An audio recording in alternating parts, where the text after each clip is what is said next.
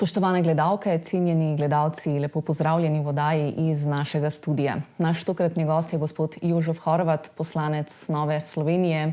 Lepo pozdravljeni. Dober dan in hvala za povabilo. Z veseljem.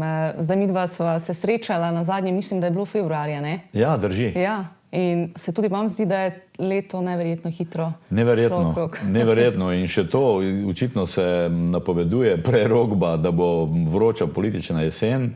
Dejansko je vroča tako v meteorološkem, kot tudi političnem smislu. Ja, in po svetu, po državi, tudi po državi, vse posod se dogaja veliko tega, ne? Ampak verjetno smo bili priča že velikokrat tudi temu, da se pa vse stvari ne da obravnavati na enak način, ne? Tudi tiste, ki so si precej podobne, ne? Drži, na nekatere stvari lahko imamo politiki, ki smo odgovorni za našo državo, imamo vpliv in moramo imeti vpliv in moramo ukrepati. Na nekatere stvari pa seveda ne moremo vplivati. Malo ste nakazali pravzaprav dve vojni žarišči, ki se lahko razširita v neslutene dimenzije in lahko za celotno človeštvo preneseta velike katastrofe. Upam, da bo na koncu prevladal zdrav razum. Ja, mogoče za začetek, kako vi vidite ali pa občutite trenutne razmere v državi? Ja, trenutno vidimo, da se koalicija pravzaprav ukvarja sama seboj. Znotraj največje vladne stranke, Gibanje Svoboda, smo priča velikim pretresom izključevanja iz stranke, menjave tudi na vrhu same stranke. Nisem pa edini in poslanci Nove Slovenije nismo edini, ki ocenjujemo, da je vlada zelo neučinkovita.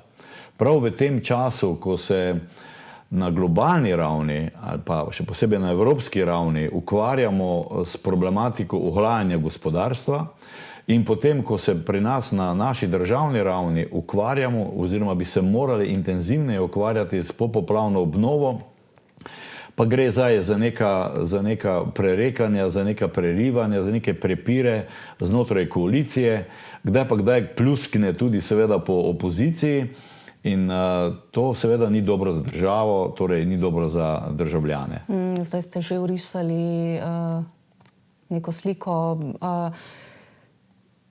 glede odločitev, glede prijemov vlade. Kaj menite, kam sploh vodijo te njihove obljube? Eno so, kar smo pa zdaj že res priča ves ta čas, kar imamo vlado doktorja Roberta Goloba, da so eno izjave, dejanja so pa nekaj povsem drugega. Vi se boste spomnili in gotovo tudi gledalke in gledalci, da je bila pompozna napoved za reformo zdravstvenega sistema. Zdravje je naše največje bogastvo. In to smo na nek način mi pozdravili. Smo pričakovali, da bo vlada prišla v parlament z ustreznimi zakonskimi rešitvami, ki jih bo parlament obravnaval, dopolnil, izboljšal in tudi sprejel. Ampak zdaj vidimo, da od te zdravstvene reforme ni nič. Še več, vlada je prišla samo z enim zakonom, to je zakon o digitalizaciji zdravstvenega sistema, in ta isti zakon je vladna koalicija sama umaknila, češ da ni dober. Medtem se je seveda zgodila zamenjava na vrhu Ministrstva za zdravje, da ne govorim seveda zdaj še tudi o drugih ministrstvih, kar pomeni, da se vlada ukvarja sama seboj. In to jasno, da ne prinaša učinkovitosti in ne prinaša rezultatov. Tako da na drugi strani pa smo seveda bili priča prav nekim maščevalnim ukrepom vlade do prejšnje vlade oziroma prejšnje koalicije. Se je ta vlada razveljavila kar nekaj zakonov, ki smo jih mi sprejeli, tudi nekaj vladnih uredb, kar se pozna tudi na življenju in standardu in gospodarstvu v Pomurju. Zdaj prej ste omenili, ena pomembnejših točk so sanacije države po poplavah. Kako v bistvu ocenjujete to delo, ne? Zdaj tudi pri številkah je prišlo do takih neverjetnih preskokov, ne? Predsednik vlade je očitno neizkušeni politik. Moral bi se zavedati, da kar vrh slovenske politike govori, da so te besede, te signali, ta sporočila, da so zelo pomembna. Prvič za državljanke in državljane, drugič za Evropsko unijo in seveda tudi za globalno skupnost. Mimogrede za investitorje, ki bi naj prišli v Slovenijo. Gospod Golob je najprej povedal, ko si je ogledal poplavna območja, da bo škode okrog pol milijarde, 500 milijonov.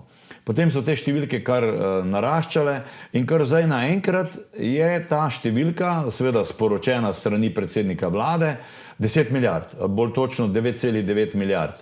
Mi smo to na Komisiji za nadzor javnih financ, ki jo vodi Nova Slovenija in imamo tam tudi večino, to vprašanje odprli in smo zahtevali, da dobimo natančen seznam projektov, kaj se bo s temi 10 milijardami zgradilo in odkot seveda dobiti teh 10 milijard. Naša ocena je, da je ta škoda napihnjena, prenapihnjena.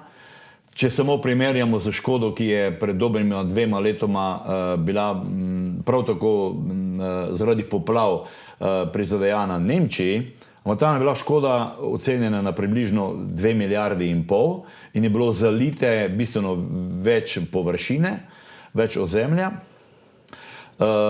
Izgleda, da ta vlada s to napihnjeno številko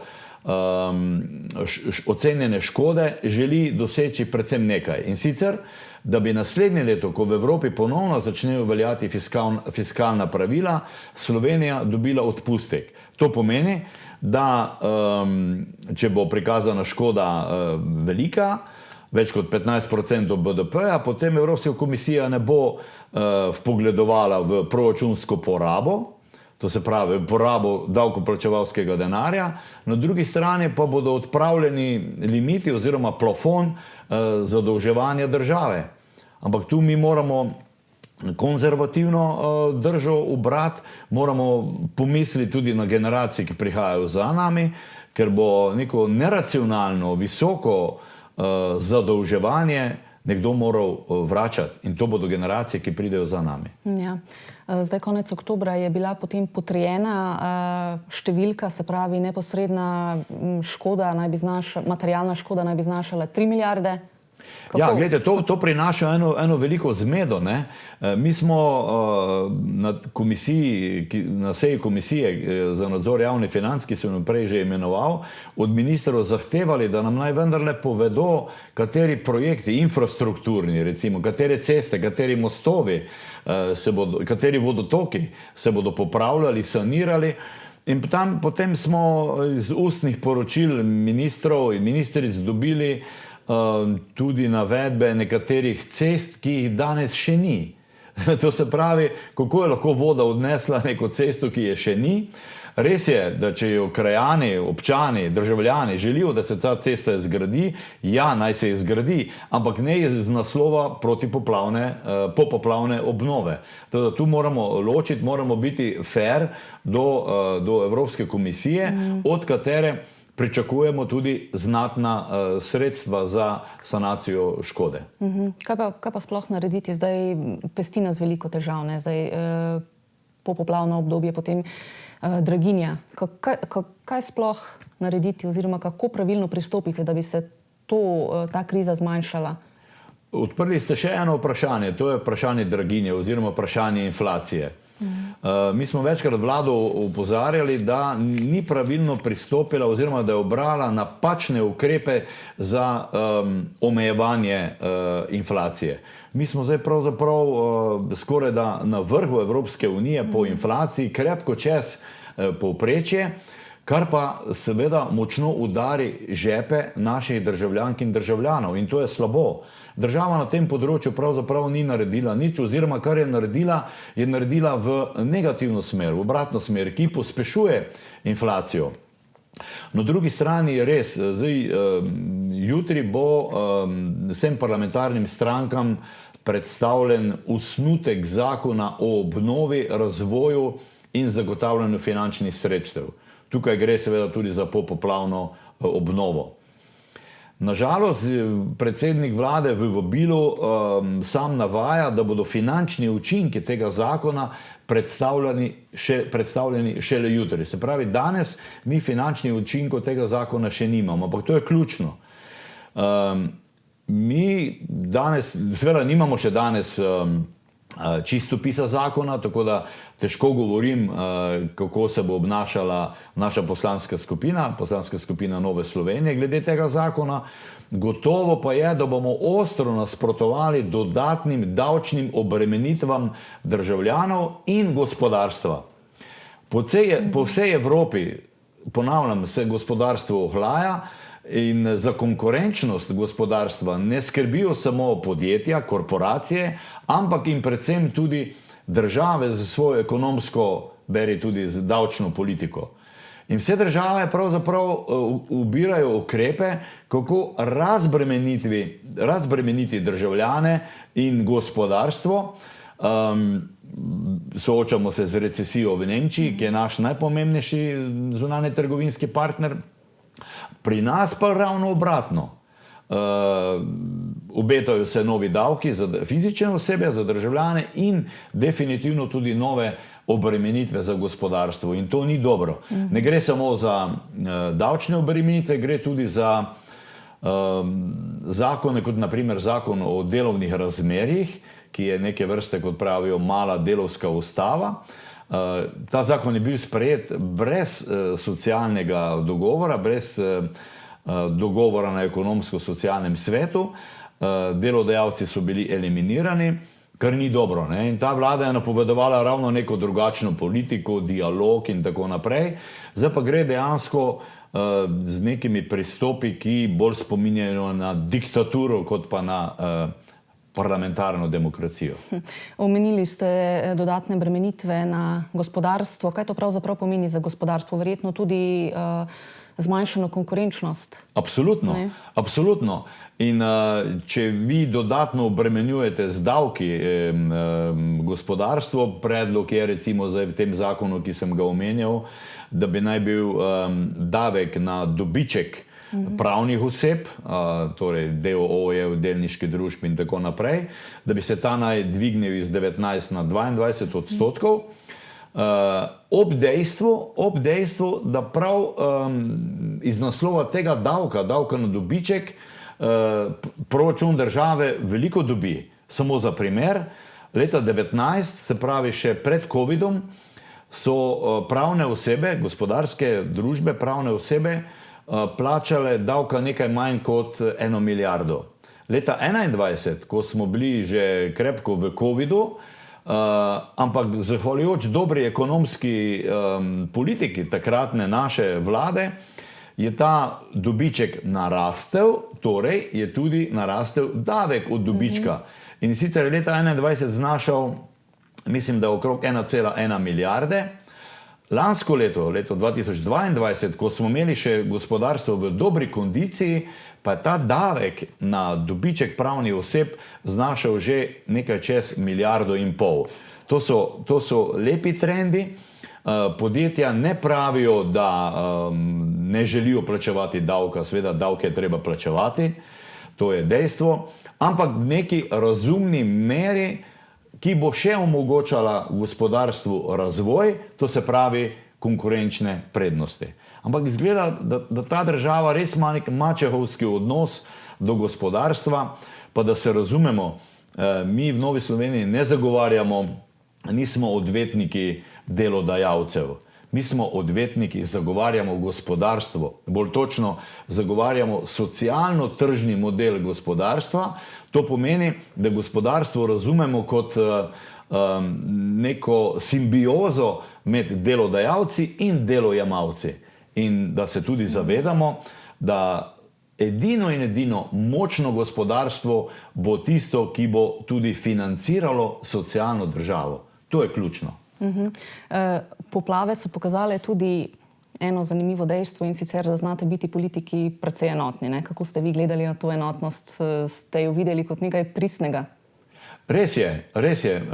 Ko vidiš, da sprejemaš zakonodajo, ki bo pomagala ljudem, ki so utrpeli velike škode, Nekateri so res izgubili vse. To so težke življenjske zgodbe, težke življenjske drame. In mi v Novi Sloveniji smo 2 ključna zakona podprli. Res je, priznam, enega interventnega konca avgusta s stisnjenimi zobmi, ki je prav tako obremenil gospodarstvo. Ampak smo rekli, ok, tokrat podpremo. Je potrebno pomagati ljudem v hudi stiski. Zdaj pa, ko vidimo, da dejansko je že toliko mesecev minilo od poplave in da se pravzaprav še skoraj da nič ne zgodi. Res je, šele pred kratkim so občine dobile neka predplačila za sanacijo škode, ni pa še dejansko končne formule, kako ljudem pomagati. Pred pragom pa je zima in nekateri so brez domov. Ja. Zdaj, izjemno težko dogajanje, ne, po celotni državi, ampak tudi v politiki je dogajanje precej razgibano, ne. Zadnje obdobje je zaznamoval tudi odhod nekaterih ministrov. Minister za naravne vire je odstopil, potem odstavljena je bila ministrica za kmetijstvo Prekmurka Irena Šinko. Mogoče vaše gledanje na to, kakšen je vaš komentar o njunem delu, o tem celotnem dogajanju? Mogoče najprej minister Brežan, ki je odstopil. No? Z njim sva imela relativno dober dialog, ko sem na prejšnji seji Državnega zbora mu postavil, torej to je bila septembrska seja, ko sem mu postavil poslansko vprašanje glede protipoplavnih nasipov na reki Muri. Že v času naše vlade smo za 40 km nadvišanja nasipov in razširjanja nasipov, neke vrste rekonstrukcija nasipov, smo mi zagotovili takrat 40 milijonov sredstev iz naslova načrta za okrevanje in odpornost. Potem je tam prišlo glede same trase nasipov do nekih nesoglasij. Zavod za varstvo narave ni pustil, da bi trasa potekala po gozdnih površinah, ker da so tam neka zaščitena sredstva. Na drugi strani Ministrstvo za kmetijstvo ni pustilo, da bi se nasipi širili na kmetijska zemljišča. Jaz sem tu bil na strani Ministrstva za kmetijstvo, ker kmetijska zemljišča res moramo čuvati. Preveč smo jih že pozidali, to se najbrž strinjava. Če pa so tam neka drevesa, to je pa za moje laično razmišljanje, prosim, če so pa tam neka drevesa, ki jih je treba zaščititi in da bi ravno tam moral potekati nasip, gledajte, danes imate mehanizacijo, da vi drevo lahko ni nobene omejitve, še kako veliko drevo lahko vi enostavno preselite na neko drugo območje in bo drevo raslo naprej. Tukaj pa zdaj se gremo že kar nekaj mesecev nekega ping-ponga in takrat sem ministru tudi povedal, ker poznam koncesijsko pogodbo, ki jo ima podjetje, ki skrbi za nasipe, da bi lahko to podjetje v okviru koncesijske pogodbe že izgrajevalo te nasipe rekonstruiralo. Denar še enkrat je zagotovljen. Ampak tu minister ni bil dovolj odločen, tako da zdaj bomo tukaj pomurski poslanci, žal vidim, da nismo ravno enotni, žal, ampak bomo morali pritisniti na vlado, da se bo vendarle ta rekonstrukcija nasipov začela čim prej izvajati. V tem zakonu o obnovi, ki sem ga uvodoma citiral, pa je ravno ta navedba, o kateri jaz govorim, da se lahko v okviru koncesijske pogodbe kot javna služba ta rekonstrukcija lahko začne. To je gotovo ena dobra rešitev. Kar se tiče ministrice za kmetijstvo, obžalujem, da je Prekmurje izgubilo svojo predstavnico v vladi. Ne bom zdaj govoril o njeni politični moči znotraj vlade in podpori predsednika vlade, ministrici za kmetijstvo. To je zdaj druga tema. Mislim pa, da je razlog, zaradi katerega je gospa Irena Šinko morala oditi, povsem druge narave, ne tisti, kot ga je v obrazložitvi napisal predsednik vlade. In jaz sem potem, ko smo njeno razrešitev obravnavali na Državnem zboru, sem poslušal stališče poslanskih skupin, čeprav je stališče Nove Slovenije bilo, da se razrešitev podpre. Poslušal sem tudi gospo Ireno Šinko, ki je krepko švrknila predsednika vlade. Sem pa šel do nje osebno in dal roko in tudi povedal, da kot Prekmurec ne morem glasovati za njeno razrešitev. Glejte, vsak je do neke zdrave mere tudi lokalpatriot, ne.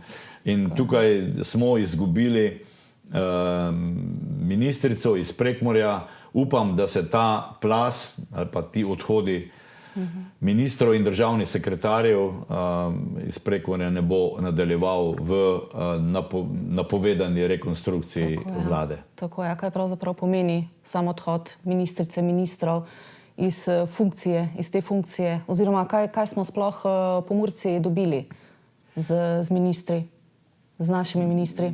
Bi mogoče kaj izpostavili? Glejte, povsem normalno je, da najprej to treba povedati, da minister, kot seveda tudi poslanec, je minister in poslanec vsega ljudstva. To je dejstvo. Povsem normalno in logično pa je, da lokalno območje, lokalno področje, v tem primeru statistična regija Pomurje, lahko nekako hitreje pride do nekih informacij od ministra, če je minister iz te regije. To je povsem logično. Vse se pogovarjamo in politiki se moramo pogovarjati in to delamo. Informacije so pa seveda ključnega pomena, ne? Tako da oba ta resorja, in kmetijski in kohezijska politika, ker je ogromno evropskih sredstev, je zelo pomembno prav za Pomurje, ki je zaenkrat še vedno žitnica Slovenije. Kako bo zdaj tu naprej? Predsednik pravi, da je število resorjev, kot jih ima sedaj, 20, da je preveč, da je to zelo težko usklajevati. Ja, predsednik vlade, dobro jutro. Mi smo to rekli že njemu takrat, ko je prinesel v državni zbor zakon o vladi, ki je prinesel več ministrskih resorjev. Ali bo zdaj res šel na 12 ali celo 7, kot sam razmišlja, bomo videli. Ključen problem pa je, da bo to seveda povzročilo eno ogromno, velik čas, velik mrtvi tek vlade. Si predstavljate se, ves ta državni aparat zdaj spet zasuče, da se določijo, da se redefinirajo naloge. Vse je trajalo pravzaprav 1 leto, da so se zadeve uredile v skladu z obstoječo zakonodajo, ki je seveda dobila potrditev tudi na referendumu. In zdaj, ko so ljudje na referendumu rekli ja temu zakonu, zdaj mu dr. Robert Golob pravi ne. Tako da to je malo shizofrena situacija in ta mrtvi tek, to seveda ni dobro. Mi smo v sredini mandata in po neki logiki, po brskanju po spominu, vemo, da se pa v zadnjem letu mandata, v 4. letu mandata praktično nekih resnih reform tudi ne sprejema. Če ima vlada seveda možnosti, potem volivcem deli kvečjemu kakšne bombončke. Tako da za to efektivno delo, tudi po poplavno obnovo, vladi ostane pravzaprav še samo 1 dobro leto, nič več. Izkoriščenega pa je bilo kaj? Ja, zdaj, če me vprašate, kaj smo v Pomurju dobili v tem času od te vlade, ne me narobe razumeti, nisem tisti ortokritik vlade, ampak dejstva so, da smo dobili pravzaprav bore malo, smo pa veliko izgubili. Mi imamo zdaj v državnem zboru tudi proračunske dokumente, ki so najpomembnejši za vsako državo. In to celo za 2 leti, za leto 2024 in leto 2025. Ja, iz tega se vidi, da mnogi infrastrukturni projekti, govorim o prometni infrastrukturi, govorimo o socialni infrastrukturi, govorimo o domovi za starejše. Tu je kar nekaj projektov, ki jih je vlada dobesedno črtala. Konkretno v moji občini dom starejših v Črenšovcih, ki bi bil kot dislocirana enota doma starejših Rakičan. Vse je pripravljeno, v načrtu razvojnih programov je ta projekt bil že dobri 2 leti, zdaj ga vlada vrgla ven in podobno še kar nekaj projektov pomembnih za Pomurje. veliko je pa takšnih projektov, ki bodo pa premaknjeni časovno tja v leto 2028. S tem se ne morem sprijazniti, to me zelo moti, še več, če smem čustveno, to me zelo boli. Očitno smo za to vlado, mi, Pomurci, nekam zelo, zelo daleč od proračunskih sredstev ali pa čustveno daleč od srca te vlade. Kako je pa z nasipi? Zdaj, na začetku je bilo rečeno do leta 2025, potem vi ste pobudo dali za pospešitev teh projektov, spisali ste celo amandma. Ja, in vesel sem, da je ta amandma bil sprejet v Državnem zboru v interventnem zakonu konec avgusta. Tu se moram zahvaliti tudi mojemu poslanskemu kolegu Damjanu Zrimu. Se opravičujem, ampak kako to, da niste bili vsi pomurski poslanci enotni? Veste, vsak poslanec je pri svojih odločitvah svoboden. Jaz zdaj ne morem komentirati, zakaj sta dva poslanca Svobode nista glasovala, kar je pravzaprav ta amandma rešilo. Ker če bi bila proti kot celotna poslanska, bi ta amandma padel. Ampak skratka, ta amandma je bil sprejet, je del zakona in vlada kot izvršilna veja oblasti bi ga morala spoštovati in torej dati pospešek izgradnji teh nasipov ob reki Muri. Zdaj seveda pristojnega ministra nimamo. Jaz sem razmišljal, da bi zdaj na redni novembrski seji ministrici, ki je vršilka dolžnosti ministra za naravne vire in prostor, to je gospa Alenka Bratušek, da bi ponovno postavil poslansko vprašanje, pa da vidimo, kje smo zdaj. Tukaj bi morali, to je moje pričakovanje, pomurski poslanci narediti vse, da bi dejansko dosegli pospešek. Pa še enkrat, jaz sem za spoštovanje narave, sem za spoštovanje nekih zaščitenih dreves, podrobnosti ne poznam, ampak te zadeve se da rešiti na nek drugačen način, predvsem pa mora vlada kot izvršilna veja oblasti biti mediator, v tem primeru med dvema zelo pomembnima organoma, na eni strani Ministrstvo za kmetijstvo, na drugi strani pa Zavod za varstvo narave. Pomurski poslanci, zdaj, če se tega še na hitro dotakneva, zdaj vas je več, kako med sabo sodelujete, kaj bi rekli, kakšno je vaše sodelovanje? Zato, ker tudi če vsi drugi, recimo, se obrnejo proti, vi bi morali delovati enotno, ne, konec koncev. Takšno je tudi moje pričakovanje in sem vesel, da nas je kar 8. To je kar pomemben delež znotraj 90-ih. Zagotovo. Jaz sem seveda edini opozicijski poslanec. Hočem reči, da imamo v koaliciji takšno moč iz Pomurja, da bi poslanci lahko diktirali politiko. Sem pa razočaran ne nad pomurskimi poslanci, ampak nad vlado.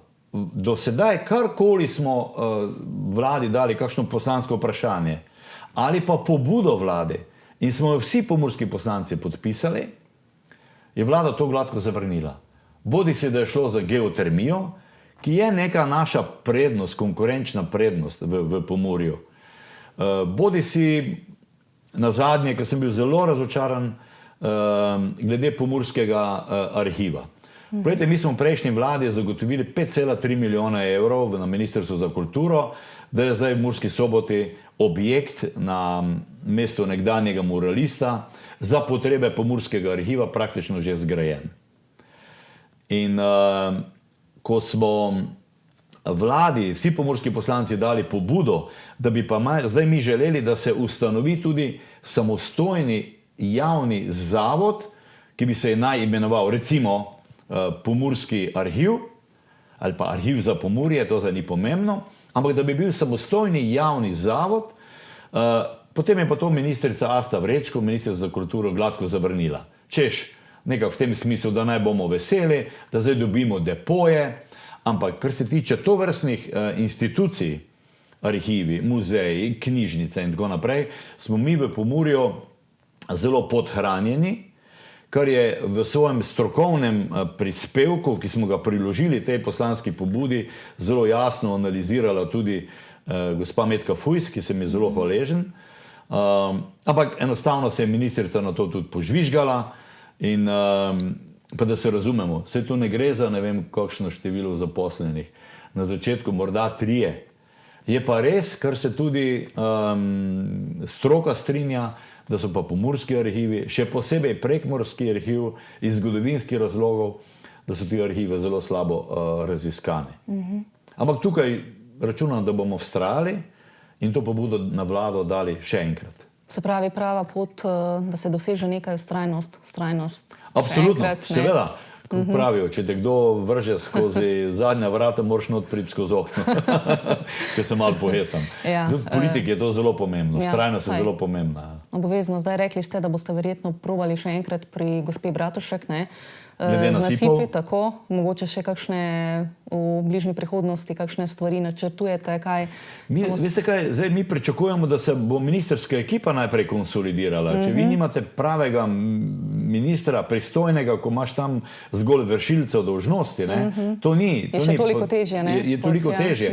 Zdaj, ko se bo ta ministrska ekipa konsolidirala, bodi si v tem formatu, 20 resorjev ali pa zoženem, takrat bomo pravzaprav šele tudi razumeli, kdo bo izvajalec in skrbnik tega zakona o obnovi in razvoju, o katerem sem uvodoma govoril, ker danes je to zelo zmedeno. Ne vemo, kdo bo zdaj ta zakon izvajal, kdo bo skrbnik posameznih področij zakona.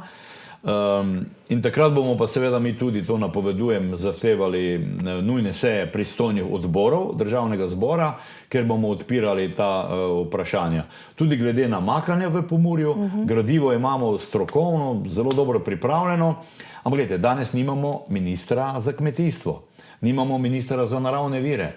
To sta dva ključna, ki morata tukaj nekaj povedati glede namakanja oziroma odzema vode iz Mure. Te študije in načrti pravzaprav obstajajo in osebno sem prepričan, da bi to bilo zelo dobro za žitnico Slovenije. Gospa Irena Šinko temu ni nasprotovala, bom pa videli zdaj, koliko bo imel posluha nove ministre pa ministrica za kmetijstvo. No, tako. Naj bo učinkovito, ne, in to čim prej, vse skupaj. To je ključno. Vlada je za to, da dela, je izvršilna veja oblasti. Seveda mi poslanci pa jih moramo k temu spodbujati, tudi nadzirati in to je naša ključna naloga. Jaz se bom še naprej prizadeval za to, da bodo ti projekti, ki so nekoč že bili v načrtu razvojnih programov države iz Pomurja, da bodo ti projekti le dobili nek pospešek in da ne bodo odmaknjeni nekam daleč v prihodnost. Tako. Gospod Horvat, kaj pa menite o trenutni odpravi šengenskih pravil? Se pravi, od 21. oktobra, kako se je začelo, ne, potem zaenkrat do 19. novembra. Mislim, da, kaj menite o tem? Dejstvo je, da Schengen ne deluje. Dejstvo je tudi to, da način, modus odločanja v Evropski uniji, konkretno na Evropskem svetu, je takšen, da lahko ena država zblokira nek predlog rešitve. Dejstvo je, da pa zdaj to ni kritika Hrvaške, ker je enostavno hrvaška policija ob tej njihovi zelo dolgi zunanji ali pa zunanji in istočasno tudi šengenski meji enostavno ne zmore opravljati strogega nadzora, da ne bi prišlo do vdora ilegalnih migrantov. Na tem mestu sem hvaležen, da ste to odprli, je v javnosti tudi veliko nejasnosti. Treba jasno ločiti, kaj so legalne migracije in kaj so ilegalne migracije. Mi ostro nasprotujemo ilegalnim migrantom. Pri teh ilegalnih migrantih imajo največ finančne seveda koristi tisti, ki manipulirajo z ilegalnimi migranti, jih pripeljejo do meje ali pa malo čez mejo in jih tam pustijo. To so tudi velike, težke življenjske travme teh ljudi, ki si iščejo obljubljeno deželo v Evropski uniji. Mislim pa, da tudi malo preveč pozabljamo, kako bi lahko Evropa in seveda tudi drugi razviti svet pomagali državam, ki se soočajo s hudimi lakotami, s podnebnimi spremembami in tako naprej, da bi konkretno afriškim in nekaterim azijskim državam pomagali tam pri njih doma, da bi ti ljudje tam doma dobili delo in tudi neko spodobno človeka vredno življenje. Ni rešitev, da zdaj kar milijoni ljudi pridejo v Evropo. Še posebej tu lahko pride do velikih trenj pri tistih skupinah, ki preprosto nočejo sprejeti naše evropske kulture, našega jezika in tako naprej. Tu lahko pride do razgradnje evropskih vrednot, do razgradnje Evropske unije. Nekatere napovedi grejo natančno v tej smeri in tukaj se bomo morali na drugačen način lotiti zaščite evropskih vrednot na zunanjih mejah. In tu smo mi vedno rekli, da tu mora biti Frontex in tudi druge evropske organizacije se morajo pojačati na naših zunanjih mejah in zaščititi naše ozemlje, naše vrednote. Ne nazadnje mi v Evropi ali in v Sloveniji moramo natančno vedeti, kdo pride in kdo prihaja na naše dvorišče. Tako je. Točno tako. Veliko je teh konfliktov, ne, poleg lakote vsega ostalega, vseh ostalih težav, konflikti. Je še čas, da se ti konflikti rešijo? Naprimer, trenutno izraelsko-palestinski konflikt. Bi morala Evropa, Evropska unija delovati kako drugače, z bolj resnim odnosom, resna mirovna politika, ne pa postavljanje na eno ali na drugo stran, držim s tem ali držim s tem. Je to način? Zato, ker če že zdaj ne obvladujemo nekih teh ilegalnih prehodov, kaj pa še bo, ne, potem? Drži. To ste dobro omenjali. Gre za mirovno politiko. Mirovna politika. In dejansko, če se soočamo s konflikti in se soočamo s hudimi konflikti, ki lahko privedejo, bog ne daj, do 3. svetovne vojne. To si pa res ne želimo za naše otroke in za otroke naših otrok. Mi, ki živimo v relativnem miru, vemo, kaj pomeni mir. Ne? Tisti, ki ga izgubijo, ga znajo oceniti še bolj. In tukaj, ko gre za odpravo konfliktov, je potrebno seveda obe strani, ki sta sprti, spraviti za isto mizo in seveda se ne postavljati na eno ali drugo stran. Zdaj tukaj ravno pri bližnjem vzhodnem žarišču imamo seveda problem z teroristično organizacijo. To si ni izmislila slovenska politika, ni si izmislila naša stranka, ampak dejstvo je, da je Hamas, ki je pravzaprav prvi začel s terorističnim napadom in tam poklal toliko in toliko mladih v Izraelu, da je Hamas definitivno na seznamu mednarodnih terorističnih organizacij. Terorizem moramo obsoditi. Moramo obsoditi tudi kakršenkoli napad na nedolžne žrtve. Oba veva, v vsaki vojni so pravzaprav najbolj nedolžne žrtve civilisti. Posebej omenjam otroke. To je grozljivo. In tukaj žal vidimo, da tudi evropski politični vrh ni enoten, da varnostni svet ni enoten. Varnostni svet OZN, ki je prav postavljen za to, da bi skrbel za neko varnost, za mir na svetu. Ampak tudi tam so pri nekaterih ukrepih, pri nekaterih resolucijah so tudi blokade. Tako da mi je žal, da v bližnji prihodnosti ne vidim tukaj neke umiritve, miru, ne v Ukrajini, ne tudi na Bližnjem vzhodu. Žal. Ampak konec koncev to ima posledice za vse, ne? Absolutno. Zelo tesne, močne posledice. Poglejte, kaj vse je prinesla ukrajinska vojna. Ta brutalni Putinov napad na Ukrajino. Kako mi to čutimo, ne? Kako so eksplodirale cene energentov, ne? In kar je za sabo seveda potegnilo splošno draginjo, živil in tako naprej, hrane. In to močno udari naše slovenske državljanke in državljane, ob tem pa, da seveda smo zaskrbljeni. Zakaj? Zato, ker je Ukrajina, če se ozremo proti vzhodu, naša druga sosednja država. Prva je Madžarska, druga je Ukrajina, kjer divja kruta vojna. Zdaj, če se tukaj navežem še na hitro na gospodarstvo, prej smo že veliko tega omenila. Na kakšni stopnji je pravzaprav v Sloveniji, v Pomurju, ki je sploh v smislu inovativnosti, inovativnega delovanja, poslovanja, inovativnega gospodarstva? Poslanska skupina Nova Slovenija se veliko pogovarja s predstavniki gospodarstva v okviru Obrtno-podjetniške zbornice, Gospodarske zbornice Slovenije in tako naprej. Imamo veliko teh pogovorov. Ravno tako pa smo tudi v stalnem kontaktu s Pomursko gospodarsko zbornico, ker iz prve roke zaznavamo, dobimo informacije, kje so problemi našega pomurskega gospodarstva. Povsem normalno je, kot sem že prej omenil, da se posledice nemške recesije že čutijo pri nas. To nam povedo podjetja, to nam povedo predvsem v smislu upada naročil. Naročila so v upadu. To nas mora skrbeti. Ta trenutek smo še kar v dobri kondiciji, ta trenutek. Ampak politika, ali pa če se bolj točen, ekonomska politika mora biti takšna, da je osredotočena v prihodnost, da zna oceniti, kaj se bo zgodilo jutri, pojutrišnjem in že danes ukrepati, da se nam gospodarstvo ne bo ohladilo. Če se nam bo gospodarstvo ohladilo, bo prišlo do odpuščanja. Danes imamo, hvala Bogu, kar dobro zaposlenost. Ravno to, ne? Smo nad povprečjem Evrope. Smo v redu. Ampak kot rečeno, pametna politika, pametna ekonomska politika mora gledati naprej.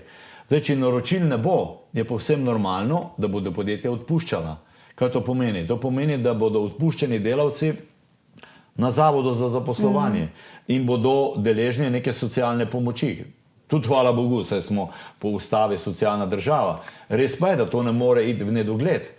Vsak je nenazadnje najbolj zadovoljen,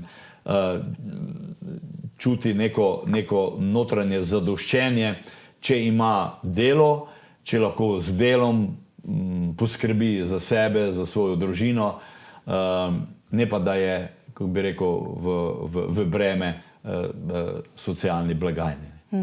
Tako je. Pa mogoče še to, zdaj naslednje leto, evropske volitve 2024 v sredini leta. Kako se pripravljate v Novi Sloveniji? Zelo intenzivno. Mi smo, kot ste zaznali, povabili k sodelovanju nekaj nam sorodnih strank oziroma zaenkrat društev. Tukaj zaenkrat še, predvsem kar se Slovenske ljudske stranke tiče, še leta ni dala dokončnega odgovora. Mi smo nekoč skupaj že naredili uspešno zgodbo.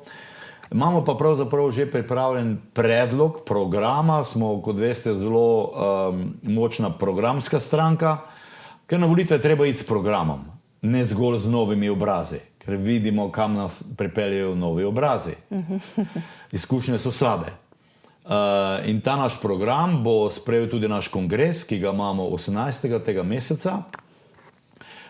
Je programske narave kongres, torej ni volilni, in tam bodo močne debate na to temo, kakšno Evropo si pravzaprav želimo v prihodnje. Kot rečeno, nam gre za to, da se evropske vrednote ohranijo. Mi smo za mnoge države res obljubljena dežela. Res pa je, da se evropska politika sooča tudi z raznimi skušnjavami, ki pa ne gredo v prid naše brezskrbne prihodnosti. Tukaj bo treba, po domače rečeno, ustaviti konje in se še enkrat zavedati in se odločiti, na kak način bomo izvedli recimo zeleni preboj. Zeleni preboj je dobra zadeva. Seveda pa ne za vsako ceno. Sam mislim, in to tudi govori o tem Evropsko računsko sodišče, pred krompirjevimi počitnicami smo imeli priložnost, da se pogovarjamo z našim članom iz Slovenije, torej Evropskega računskega sodišča, ki je bilo zelo kritično do sprejema evropske politike, Evropskega parlamenta, da morajo po letu 2035 ugasniti avtomobili, ki imajo motorje z notranjim izgorevanjem, razen če bodo uporabljali sintetična goriva. To zna imeti zelo negativne posledice. Evropsko računsko sodišče je tukaj opozorilo na to, da si vsi ne bodo mogli privoščiti električnih avtomobilov. Torej se je postavilo na stran tega nižjega ali pa spodnjega srednjega razreda, sloja Evropejk in Evropejcev. To se mi zdi zelo ključno. Torej, še enkrat, upam, da bo evropska politika razumna in da bo Evropa vendarle ostala nek igralec v svetovni politiki. Vidimo, da nas tukaj močno prehitevajo Združene države in seveda tudi Kitajska. Pa še Indija, recimo. Ja.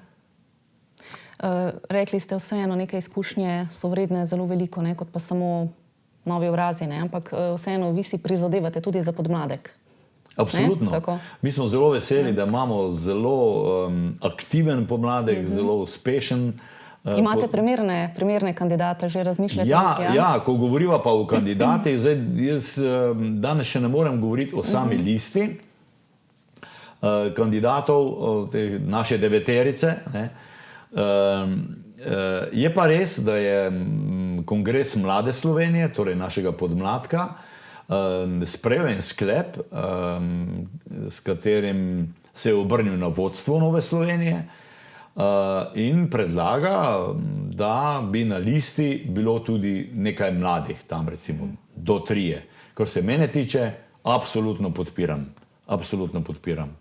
Ker to, kakšna bo Evropa, v takšnem svetu bodo živele generacije, ki prihajajo za nami. In za te je to ključno. In jaz si želim, da živijo v miru in da imajo seveda za svojo ustvarjalnost, za svoje konkretno delo tudi ustrezna plačila, torej človeka vredno življenje, ustrezen, pa mu kar direktno rekel, visok življenjski standard. No, tako. Pomembno za danes in za jutri. Tako. Ne? Gospod Horvat, bi še kaj dodali, bi še kaj povedali? Najbrž bo glede tega ključnega zakona o obnovi in razvoju, ki bo najbrž že v tem mesecu na vladi sprejet, potem pride, upam, da po rednem postopku v parlamentarno proceduro, da bo po sprejetju tega zakona znanega kaj več. Upam, da bo zdaj v fazi osnutka uslišana tudi opozicija, ki opozarja na to, posebej Nova Slovenija, da je potrebno poskrbeti za dobro poslovno okolje, da bo gospodarstvo lahko dihalo s polnimi pljuči. To bo dalo tudi večji zagon, več dodane vrednosti. To bo še enkrat zagotavljalo v ustavi zapisano določilo, da je Slovenija socialna država. Torej bomo lahko z močnim gospodarstvom financirali socialno državo in seveda še vse druge podsisteme. Zdravstvo, ki ga danes veliko niso omenjala, potem šolstvo, torej celotni izobraževalni, vzgojno-izobraževalni sistem in tako naprej. To so naši ključni poudarki, pri tem bomo vztrajali. In kaj več morda potem najnem, če nam bo dano v naslednjem pogovoru. Danes je veliko neznank, tudi glede rekonstrukcije vlade, kaj nas čaka po novem letu. Vse je pravzaprav odvisno najbolj in v prve vrsti od predsednika vlade. Ali bo to še naprej dr. Robert Golob ali bo kdo drug, danes ne vemo, oziroma on ve najbolj. Bomo zvedeli vse, ne, ob pravem času. Tako.